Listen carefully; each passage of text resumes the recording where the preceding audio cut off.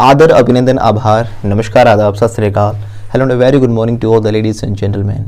I'm Deepak Thara, your English trainer, life coach and a motivation speaker, and I'm back with a new lesson of spoken English. But before going any further, I would like to request you all please subscribe to our channel and hit the bell icon. आप सभी को पता है कि गुरु दक्षिणा के रूप में एकलव्य ने अपना अंगूठा काट कर दे दिया था, तो मैं भी चाहता हूँ कि आप भी अपना अंगूठा काटे नहीं, इसका यूज़ करें. चैनल को सब्सक्राइब करें, लाइक करें, शेयर करें और अपना प्यारा सा कमेंट ज़रूर दें. और विद्या के मंदिर में आए हो तो घंटी जरूर बजा दें.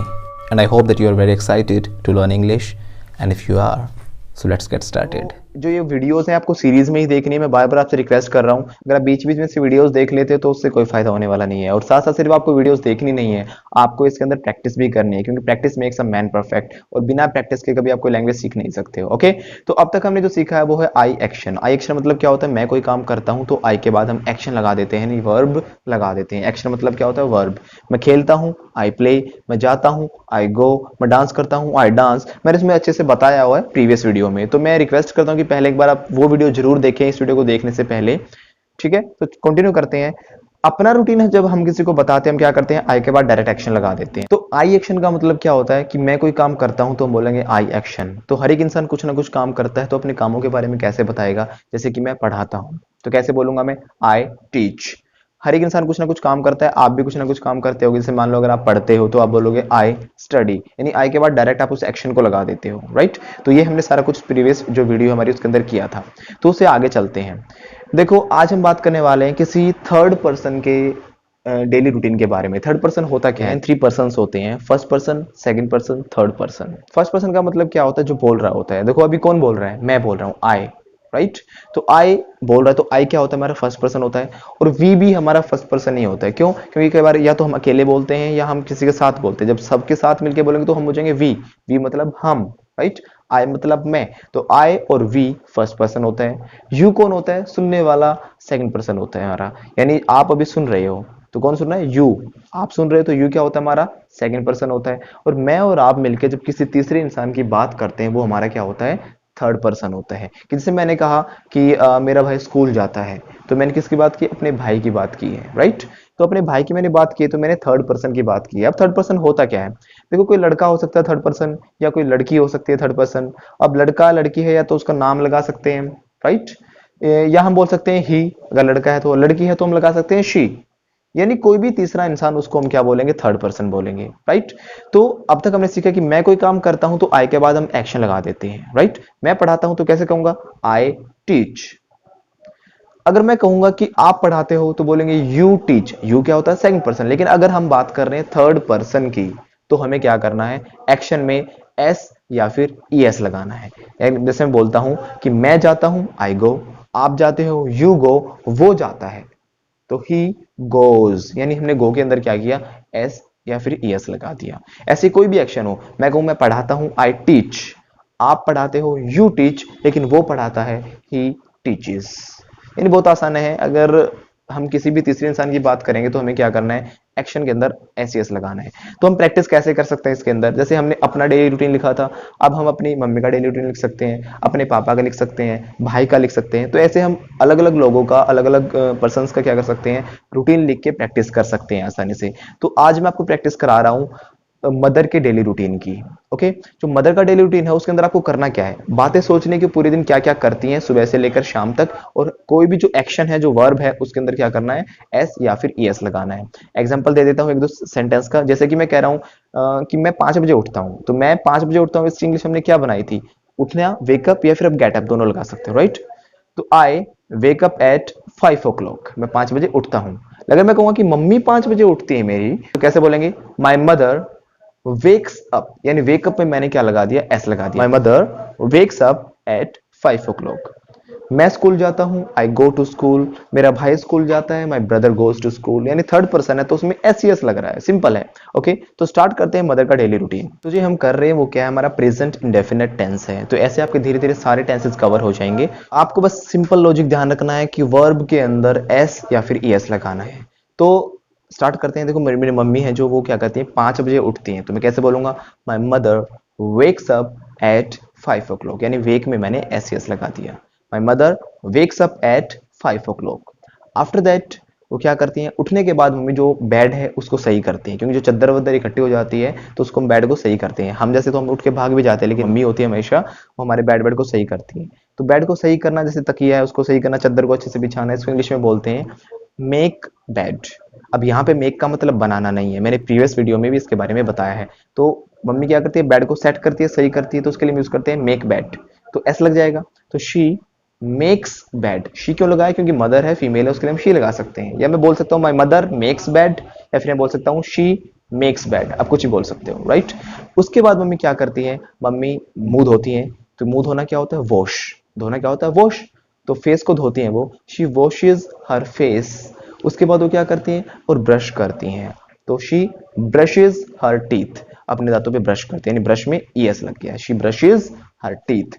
उसके बाद अपना जो मुंह है उससे कुरला करते हैं। कुरला करना क्या होता है, मुंह को धोना अंदर से, उसको इंग्लिश में बोलते हैं rinse mouth, she rinses mouth.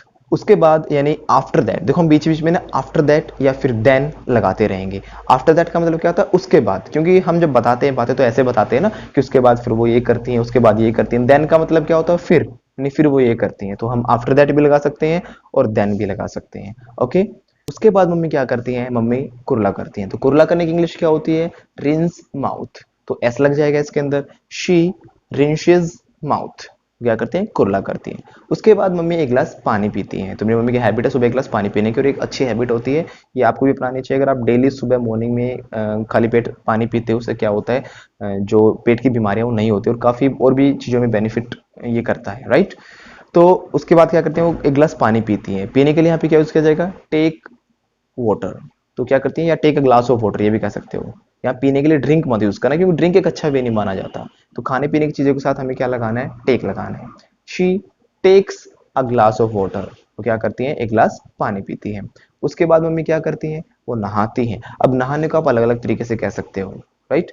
She बेद्स, बेद से वर्ड होता है, बाथ नहीं होता, बेद होता है, राइट। तो शी बेद्स, ऐसा लग जाएगा, तो नहाती है। ये अच्छा वे नहीं माना जाता, लेकिन तो नहाने के लिए भी क्या लगाया जाता है, टेक, टेक बाथ। तो नहाती है कैसे बोलेंगे, शी टेक्स बाथ। और अच्छा थोड़ा वे में बोलना चाहो तो आप बोल सकते हो टेक अ शावर, राइट। तो कैसे बोलेंगे, she takes a shower. Take a shower का मतलब भी क्या होता है, नहाना ही होता है। तो नहाने के बाद क्या करती है मम्मी, मेरी मम्मी जो है वो टेम्पल जाती हैं। She goes to temple. यहाँ पे अब गो नहीं बोलोगे, गो क्यों नहीं बोलोगे, क्योंकि थर्ड पर्सन की बात कर रहे हैं, राइट। मैं मंदिर जाता हूं तो बोलूंगा आई गो टू टेम्पल। आप जाते हो, यू गो टू टेम्पल। लेकिन किसी भी तीसरे इंसान की बात कर रहा हूं, जैसे मेरी मम्मी जाती हैं, तो बोलूंगा she goes to temple. Clear है, ओके। तो मंदिर जाती हैं। उसके बाद मम्मी क्या करती हैं, वहां पे प्रार्थना करती है। प्रार्थना करना, जो मॉर्निंग के हमारी जो प्रेयर्स होते हैं उसको करने की इंग्लिश होती है से मॉर्निंग प्रेयर्स। तो से मतलब कहना भी होता है, यहाँ पे क्या होता है, बोलना है, वो गाती हैं, जो प्रेयर्स करती हैं मतलब। शी सेज, सेज नहीं होता, इसको सही तरीके से प्रोनाउंस कैसे करेंगे, it's not says, it is says. She says morning prayers. तो मॉर्निंग प्रेयर्स वो करती हैं, राइट।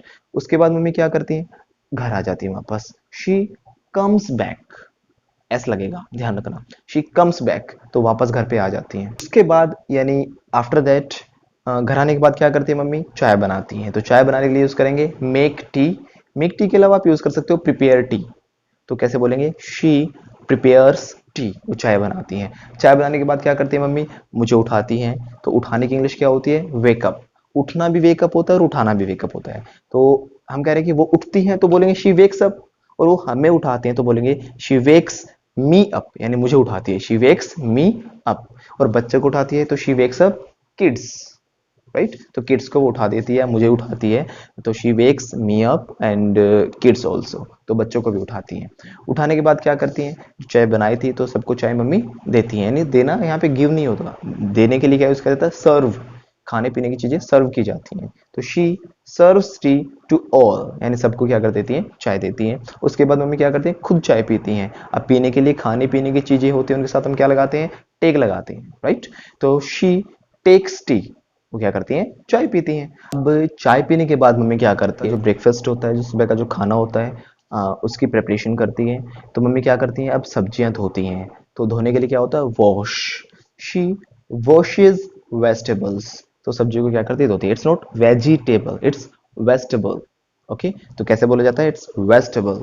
तो वेजिटेबल्स, राइट। तो जो सब्जियां उनको धोती है कैसे बोलेंगे, शी वॉशेज वेजिटेबल्स। सब्जियों को धोने के बाद क्या करती हैं, वो सब्जियां काटती हैं। तो काटने के लिए क्या यूज किया जाता है, कट। She cuts vegetables. अब काटने के बाद फिर से धोती हैं, she washes vegetables again, right. तो शी वॉशेज वेजिटेबल्स अगेन। फिर से धोने के बाद क्या करती हैं, उसके बाद सब्जी पका देती हैं। अब सब्जी पकाना है, सब्जी बनाना, क्या बोलेंगे, कुक। क्या वर्ड यूज करते हैं इसके लिए, कुक। तो क्या कर देती है, शी कुक्स वेजिटेबल, राइट। तो सब्जी बना देती हैं। उसके बाद मम्मी क्या करती हैं, आटा गूंथती हैं। अब आटा गूंथना क्या होता है, आटे गूंथने को बोलते हैं नीड डो। तो शी नीड्स डो, वो आटा गूंथती है। अब आटा गूंथने के बाद क्या करती हैं वो, अब आटा गूंथने के बाद वो क्या करते हैं, जो चपाती हैं उनको रोल करती हैं। रोल करना समझते हो, बेलना, यानी बेलन के ऊपर रख के, चकले के ऊपर रख के जब हम उसको गोल गोल बनाते हैं, उसके उस प्रोसेस को बोलते हैं रोल, राइट।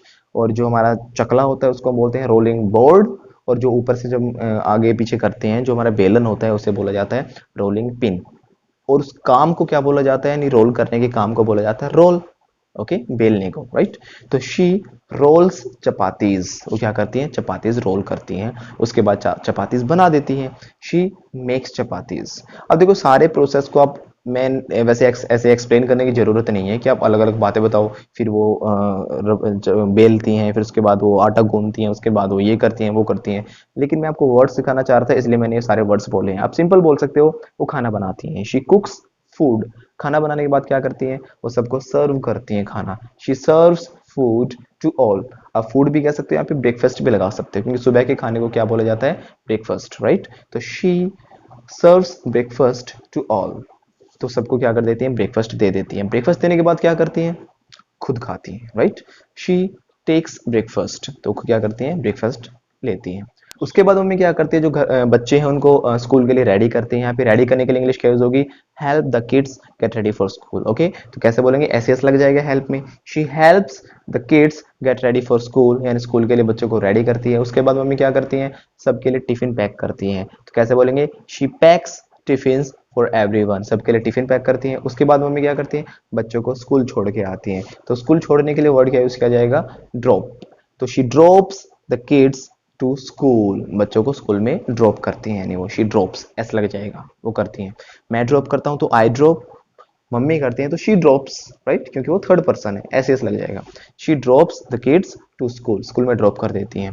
उसके बाद जब सब चले जाते हैं, आफ्टर एवरीबडी गोज, जब सब चले जाते हैं, उसके बाद मम्मी क्या करती हैं, घर को ठीक करती हैं। तो हम क्या करते हैं, हर एक चीज को इधर उधर फेंक देते हैं। तो उसके बाद मम्मी क्या करती हैं, पूरे घर को सही से करती है, क्योंकि हम घर गंदा करके चले जाते हैं। कोई चीज कहीं पड़ी है, तौलिया कहीं पड़ा है, क्योंकि नहाने के बाद हम तौलिया इधर उधर फेंक के चले जाते हैं। तो मम्मी क्या करती है, घर को सेट करती है, यानी हर एक चीज को अपनी पोजीशन पे रखती है। तो इसके लिए वर्ड यूज किया जाता है अरेंज द हाउस। अब अरेंज का मतलब यहाँ पे क्या है, हर एक चीज को अपनी जगह पे रखना, यानी साफ सफाई करना। Then she arranges the house, तो मम्मी क्या करती है, घर को अरेंज करती है, यानी साफ करती है। यहाँ पे शी अरेंजेस द हाउस। उसके बाद देखो साफ करने के लिए ना बहुत सारे अलग अलग तरीके भी होते हैं, अलग अलग वर्ड्स भी यूज करते हैं। देखो साफ करने में बहुत सारी प्रोसेसिंग आ जाती है हमारे, जैसे झाड़ू लगाना, पोछा लगाना, हम और भी काम करते हैं, धूल झाड़ के भी साफ करते हैं, पूछ के भी साफ करते हैं। तो अलग अलग तरीके होते हैं। अब एक तो हमने बोला अरेंज, अरेंज का मतलब क्या होता है, चीजों को हम जब सही पोजीशन पर रख देते हैं उनको अरेंज बोलते हैं, यानी सब कुछ सेट कर देना, चद्दर उधर ठीक कर दी, सब कुछ ठीक कर दिया, जो टॉयज वगैरह फेंक रखे थे वो रख दिए। इसके लिए हम अरेंज भी यूज करते हैं। और एक वर्ड और यूज किया जाता है, pick after the things. Pick after the things मतलब क्या होता है, जैसे कई बार आपने देखा होगा, बच्चे खेल रहे हैं खिलौनों से, बच्चे इधर उधर सब कुछ फेंक के चले जाते हैं। मतलब जूते इधर पड़े हैं, खिलौने इधर पड़े हैं, कटोरी, पता नहीं ग्लास, पेन पून, कॉपीज, नोटबुक, सब कुछ इधर उधर फेंक रखा है। तो मम्मी क्या करती है, जब बच्चे खेल के चले जाते हैं तो उन चीजों को उठा उठा के वापस रखती है। तो उसके लिए वर्ड किया जाता है pick after the things, right. तो मम्मी क्या करती है, she picks after the things, ऐसे लग जाएगा। तो चीजों को उठा के रखती हैं सारी चीजें, she picks after the things. तो अरेंजेस द हाउस भी कह सकते हैं, या फिर बोल सकते हैं she picks after the things, यानी पिक आफ्टर द थिंग्स भी यूज कर सकते हैं। इसके अलावा सफाई करने के लिए हम क्लीन वर्ड भी यूज कर सकते हैं। अब क्लीन में मतलब क्या होता है, कैसे भी आप सफाई करो, बस सफाई करने को क्लीन बोला जाता है। शी क्लीन्स द हाउस, वो कैसे भी करते हैं, उसमें झाड़ू पोछा सब कुछ आ जाता है आपका, right. She cleans the house. या फिर आप अलग अलग से एक्सप्लेन भी कर सकते हो, जैसे कि वो घर को साफ करती हैं, शी क्लीन्स द हाउस बोला आपने। आप बताओगे वो झाड़ू लगाती हैं, उसके बाद झाड़ू लगाने के लिए आप दो वर्ड यूज करते हो। फर्स्ट वन इज ब्रूम, झाड़ू को ब्रूम भी बोला जाता है, और झाड़ू लगाने को भी ब्रूम बोलते हैं। तो एस लग जाएगा, she brooms the house, she brooms. उसके बाद क्या करती है, ओ ब्रूम के अलावा आप एक दूसरा वर्ड भी यूज कर सकते हो, तो उसको हम बोलते हैं स्वीप। स्वीप का मतलब भी क्या होता है, झाड़ू लगाना, राइट। तो स्वीपर आपने सुना भी होगा वर्ड, हॉस्पिटल्स में, स्कूलों में स्वीपर्स होते हैं। स्वीपर्स मतलब झाड़ू लगाने वाले, राइट। डांस मतलब नाचना, डांसर नाचने वाला। टीच पढ़ाना और पढ़ाने वाला teacher. In the same way sweep झाड़ू लगाना, झाड़ू पोछा लगाने वाला स्वीपर, राइट। तो क्या करती हैं, झाड़ू लगाती हैं। उसके बाद शी स्वीप्स द हाउस, या फिर फ्लोर भी बोल सकते हो आप, she sweeps the floor, floor को झाड़ू लगाती है। उसके बाद क्या करती हैं, पोछा लगाती हैं। तो पोछा लगाने के लिए यूज किया जाता है वर्ड मोप, शी मोप्स द फ्लोर। देखो सिर्फ वीडियो देखते मतलब वो चुपचाप हो गई, मैं आपसे ही कह रहा हूँ कि चुपचाप होकर वीडियो देखनी नहीं है। क्या आप आराम से देख रहे हो वीडियो को, आपको साथ साथ वीडियो देख के बोलना भी है, क्योंकि बोले बिना कभी लैंग्वेज नहीं आती। तो सिर्फ सुनो मत चीजों को, सुनने से कोई फायदा नहीं होने वाला, सुनकर उसके बाद बोलना भी है, राइट। तो साथ साथ मेरे पीछे पीछे मैं स्लो स्लो जैसे सेंटेंसेस बना रहा हूँ, तो आप आराम से साथ में सेंटेंस बनाने की कोशिश करो।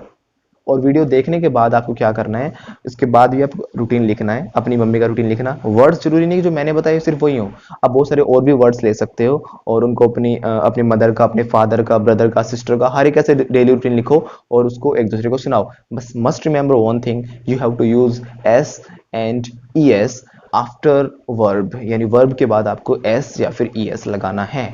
Okay, must remember this thing. तो थर्ड पर्सन की हम बात कर रहे हैं, तो थर्ड पर्सन के साथ हम एस या फिर एस लगाते हैं। मदर की बात कर रहे थे, मदर क्या करती हैं पूरे दिन। तो उसके बाद मम्मी क्या करती हैं, पोछा लगाती हैं। तो पोछा लगाना होता है मोप, शी मोप्स द फ्लोर, यानी फ्लोर पे क्या करती हैं, पोछा लगाती हैं। अब देखो एक दूसरे तरीके से भी सफाई होती है जिसको हम बोलते हैं डस्ट। डस्ट मतलब ऐसे धूल होता है, और डस्ट का मतलब धूल को झाड़ना भी होता है।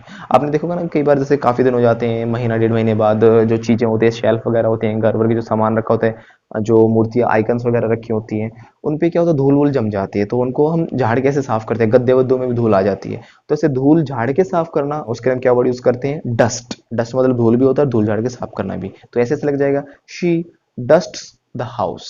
वो क्या करती हैं, डस्टिंग करती हैं, यानी धूल वगैरह साफ करती हैं।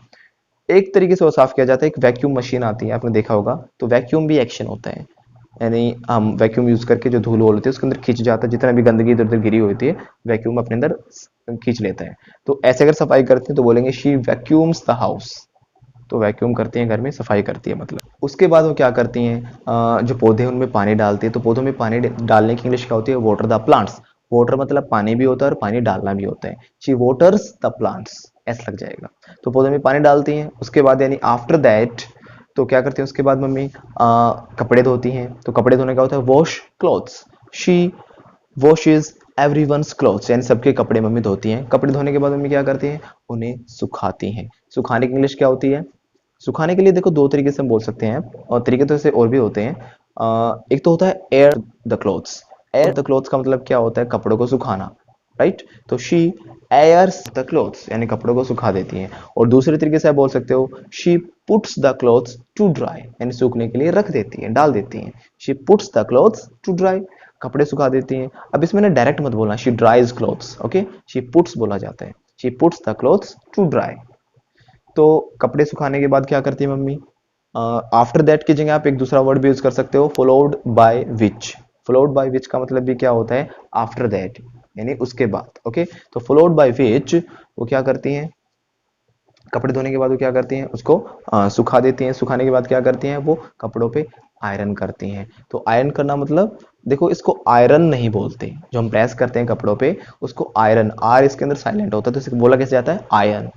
Not iron, it's ion. तो शी आयन्स द क्लोथ्स, वो कपड़ों पे आयन करती है, ठीक है।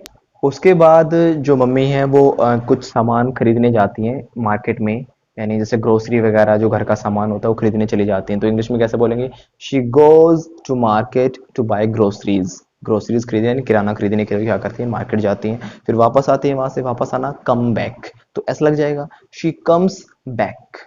तो घर आने के बाद क्या करती हैं, यानी आफ्टर दैट, या फिर आप बोल सकते हो देन, या फिर आप बोल सकते हो फॉलोड बाय विच।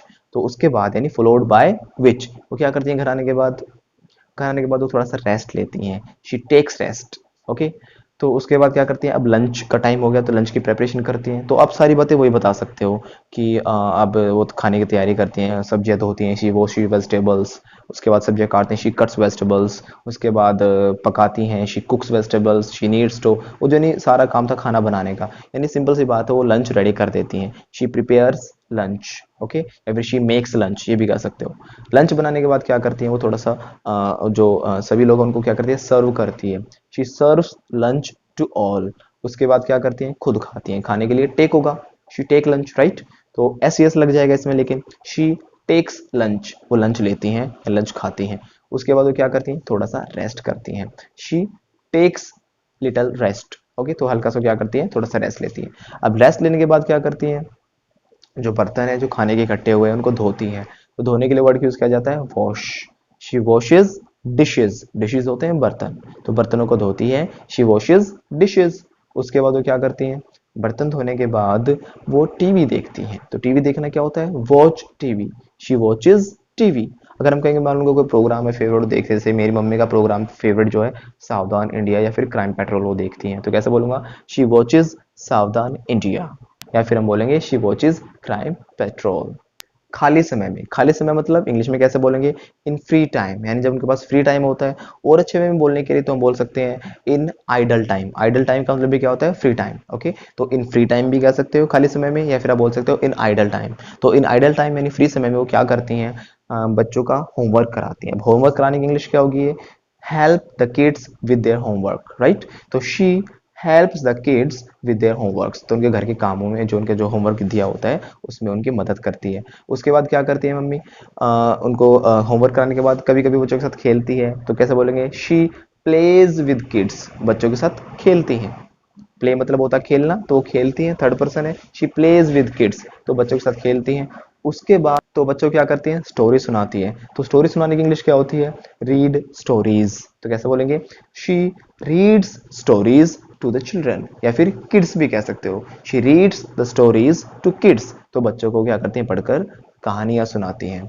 उसके बाद अब शाम का टाइम हो गया, तो क्या करती हैं, अब जो डिनर है उसकी तैयारी करते हैं। तो कैसे बोलेंगे, शी, वो डिनर बनाती है। अब सारा प्रोसेस भी बता सकते हो, आटा गूंथते हैं, ये करती हैं, वो करती हैं, सब कुछ ऐसे ही लगता चला जाएगा बस। तो आप सिंपली बोल सकते हो खाना, डिनर रेडी करती हैं, शी प्रिपेयर्स डिनर, या फिर शी मेक्स डिनर, या फिर आप बोल सकते हो कुक भी लगा सकते हो, शी कुक्स डिनर, राइट। तीनों का मतलब खाना, शाम का खाना बनाना है, ओके।